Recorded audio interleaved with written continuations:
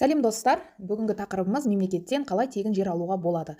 Жалпы қысқаша жалпақ тілде заңның барлық қандай рас па, өтірік пе, қалай алуға болады, қандай сайттармен тастауға болады, барлығын мен сіздерге қазір жалпақ тілде ережесін түсіндіріп беремін, және кімдер ала алады, және де қалай алуға болады сайттарында көрсететін боламын. Маған тіркеліп лайк басуды ұмытпаңыздар, қолдап отырыңыздар. Сұрақтарыңыз болса, комментарийға жаза кетіңіздер. Ал ендеше кеттік. Мемлекеттен тегін жер алуға болады, бірақ оны көпшілік адамдар біле бермейді.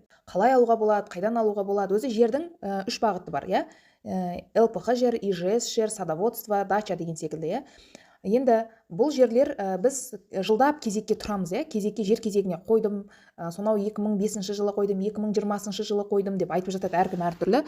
Очердім әлі бар, осынша жыл бар деп айтады. Ол мемлекеттен берілетін, әрбір Қазақстан азаматына берілетін 10 соттық жер. Ол әрбір Қазақстан азаматы ИЖС жер, үй салуға арналған жер. Оны алуға құқылы. Енді бұл кезексіз алынатын жер туралы айтамыз. Кезексіз қалай алынады? ЛПХ жер, жаңа жеке қосалқы шаруашылыққа және де садоводство бағыты бойынша мемлекеттен ұзақ уақыт жылдар бойы кезекке тұрмай-ақ алуға болады. Оның жолдарын көрсетеміз және шарттарын көрсетеміз қазір.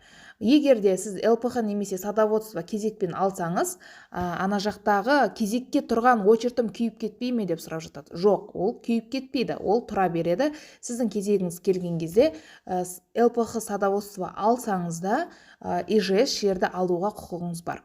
Ол жерде де алуға мүмкіндігіңіз бар. Ол ешқандай кері әсері болмайды. Ендеше кеттік.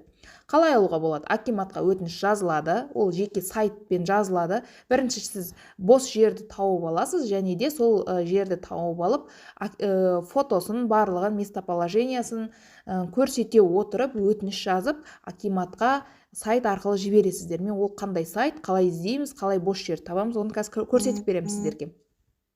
Сосын жер комиссиясы қарайды, 12 жұмыс, 15 жұмыс күні аралығында қарап, сізге жауабын беретін болады. Яғни бұл сіз жылдап күтпейсіз, 12-15 жұмыс күні ішінде жауап шығады. Ары кетсе сол бір 20 күн ғой, енді былайша айтқанда жауап келетін. И сіз одобрение келсе, жауап, отказ келсе себебімен жазады, немесе одобрение келсе, жаңағыдай соңға барып, ары қарай документацияны дұрыстайтын боласыздар. Енді рұқсат етілген жағдайда жер уақытша беріледі, кейіннен оны игеріп жатсаңыз, меншікке өткізуге болады, Так, жер кодексінің 50-ші бабы, бірінші тармақ, жер учаскелері азаматтарға мемлекет тарапынан берілуі мүмкін. Міне 50-ші жер кодексін ашып оқысаңыздар болады. Заңда көрсетілген. Екінші тармақ, алдымен уақытша өтеусіз пайдалану құқығымен беріледі деген. Үшінші тармағында жер мақсатына сай пайдаланылса, кейін жеке меншікке рәсімдеуге болады деп көрсетілген. Ендеше қандай жерлерді беріледі? ЛПХ жеке қосалқы шаруашылық жүргізу үшін. Бұл мақсаттар үй салуға емес, бұл мақсат сіздерге шаруашылыққа, жаңа басқаға, немесе бау-бақша жүргізу үшін, садоводство 12 соттыққа дейін дейді. Міне қарап көрсеңіздер болады. Кімдер ала алады? Қазақстан Республикасының кез келген азаматы бұрын осы мақсатта тегін жер алмаған болу керек, және жерді нақты пайдаланып талаптарды орындағандар бұл жерді өз атына кейін өткізе алады. 3 жылдың ішінде садоводствоны сразу өткізіп береді деп те жатады. Жалпы осылай. Енді сіздерге тез көрсетіп өтіп кетейін. Google-ға жазамыз. Тілді ауыстырып алайық.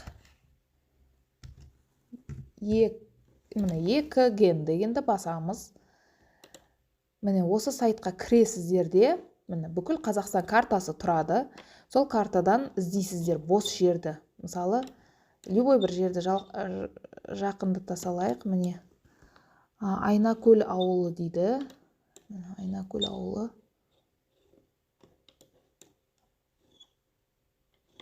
Жоқ, қазір. Немесе мұннан табуға болады қазір.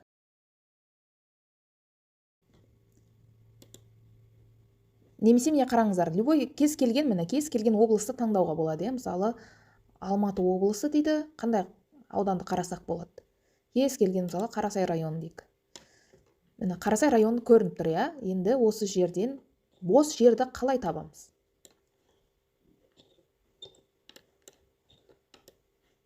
Кішкене загрузка жасалынады.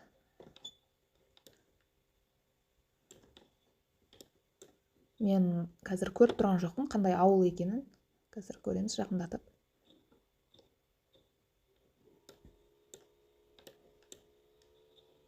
Негізі ірі қалалардан ала алмаймыз. Ірі қалаларда уже бос жер орны жоқ. Сосын қала маңында да орындар почти жоқ. Кішкене алыстау, қаладан алыстау, ауылды жерлер болады ғой. Үйлер аздау, сол жерлерден көруге болады. Мысалы, мұнда, міне көрдіңіздер ме? Мынау тұрған, қазір басайын. Міне, қызылға боялды ғой. Міне осы жер, міне кадастровый номері бар жерлер, міне 4 бұрышты қоршалған кадастровый номері барлардың барлығы, бұл уже жеке меншіктегі жерлер.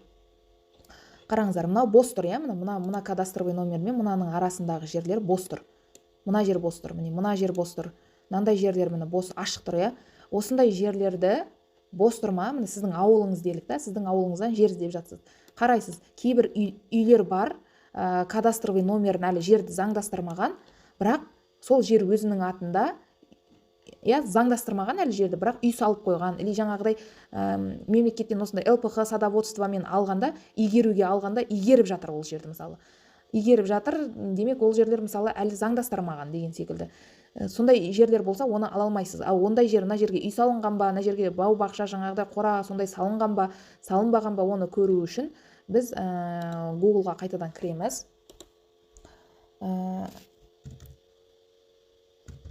Карта мира жазамыз. Карта мира, Земля, планета, Google планета, Земля деп жазсаңыздар болады. Міне осыны жазасыздар.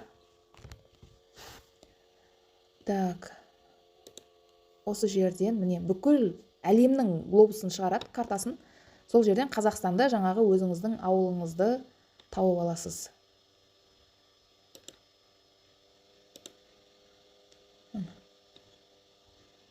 Міне. Так, міне Алматы облысы мына жер. Көрдіңіздер, мына үлкен глобус карта міне. Бүкіл әлем бар. Әлемнің үстінен қарайсыз. Міне жаңа Алматы облысын көрдік. Қай ауылын екен жаңа білмедім, жаңа көрдік қой. Міне осындай. Міне. Үйлерді көрдіңіз бе? Барлығы бөлінген, мынандай ашық жатқан. Жаңа көрдік, ар жақта кадастровый номері жоқ, иә, ештеңесі жоқ болса, мына жақтан кіріп қарасақ та, мына жері бос тұрған болса, міне бос, ашық тұрған жер, ана жақта да кадастровый номер жоқ болса, значит, бұл жер әлі мемлекеттің қарамағында жатқан жер болуы мүмкін. Частныйға өтпеген да. Сондықтан бұны заявка тастап көруге болады.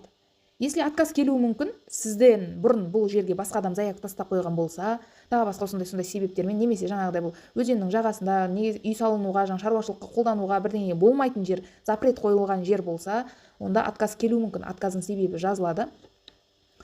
Міне осылай, міне қарап, осындай шет жерден алсаңыздар да болады. Шет жақтан, мысалы, әлі ол жақтар, мысалы, мемлекеттің қарамағында болуы мүмкін. Қарау керек осылай. Үстінен қарап табасыздар. Жаңағыдай. Сосын сызасыздар оны. Қазір.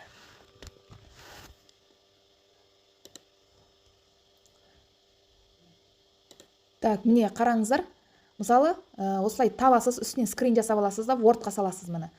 Мына жерді керек еді деп, кәдімгі белгілеп көрсетесіз. Сосын мынандай картадан мына бос тұрған жерге мен өтініш тастап едім дейсіз де, өтінішке жазасыз, мына көршілес аймақ пен мына көршілес аймақтың ортасында жатқан жерді маған жалға беруіңізді сұраймын деген секілді соттығын барлығын көрсетуге болады. Жалпы менде сабақ бар, алсаңыздар болады, 10 000 теңгеге үйрете аламын. Осының үлгісін беремін, готовый видео сабақтар беремін, қай сайтқа қалай жіберу керегін толық өзім үйретіп бере алам. Өзіңізге, таныстарыңызға, туыстарыңызға жіберіп берсеңіз болады. Одобрение келіп жатса, кейін басқа да бүкіл 18-ге толған таныс туысқандарыңыздың атынан ЭЦП ключімен жібере аласыздар. Немесе услуга көрсетемін, бірақ бір рет заявка тастап беремін, болды, мен андай гарантиямен жер алып берем деп айта алмаймын. Сіз таңдаған аймақтан, сіз таңдаған жерден, осылай бос жатқан жер болса, бір рет заявка тастап беремін. Оны бағасын WhatsApp-тан жазып сұрасаңыздар болады. Жалпы осылай, примерно сіздерге көрсетіп шықтым системасын, қатты қиын жоқ. Егер ноутбук қолдану білсеңіздер, онда келіңіздер, мен сіздерге дайын видео сабақтарды беремін, дайын шаблон үлгілерін беремін, өтініштің, арыздың, соларды толтыру арқылы жібере саласыздар сайтқа, акиматқа. Жалпы ақпарат пайдалы болса, маған тіркеліп лайк басыңыздар, сұрақтарыңыз болса комментарийға жазыңыздар. Келесі видео қандай видео көргілеріңіз келеді, жалпы комментарийға жаза кетсеңіздер, мен сіздерге толықтай түсіріп салатын боламын. Сау саламатта болыңыздар.